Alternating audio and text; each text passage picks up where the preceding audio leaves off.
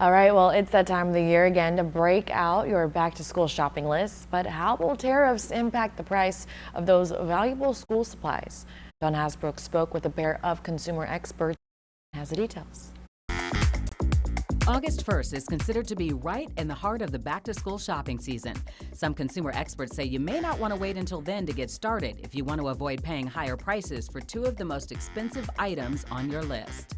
So, and it's going to primarily affect clothing and electronics, which are some of the most popular, most common items that parents or students purchase during back-to-school shopping.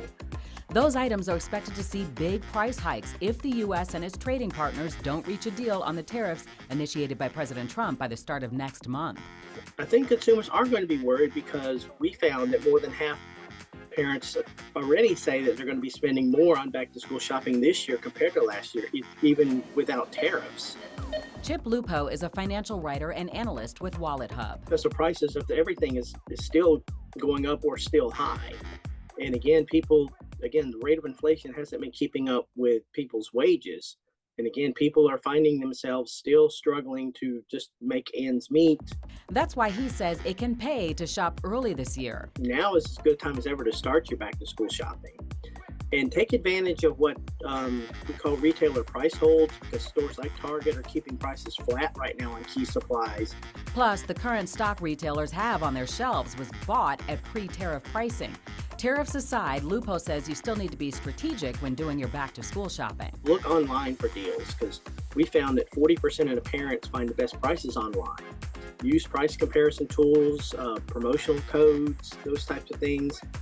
In light of the August tariff decision deadline, Lupo anticipates retailers offering more sales between now and then.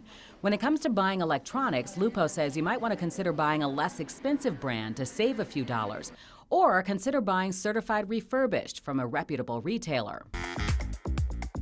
When it comes to clothing, when you are sticking with the store brands, this is going to cut your back-to-school shopping significantly.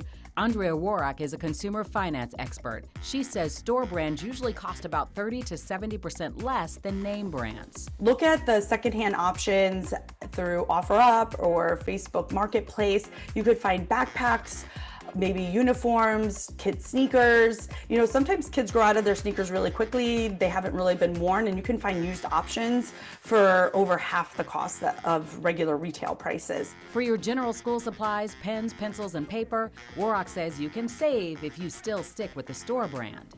I think that people don't realize how much more a name brand costs. And, you know, when school supply items cost just a handful of dollars, you're not really thinking that that's expensive because, you know, $2, $3 is not a lot of money.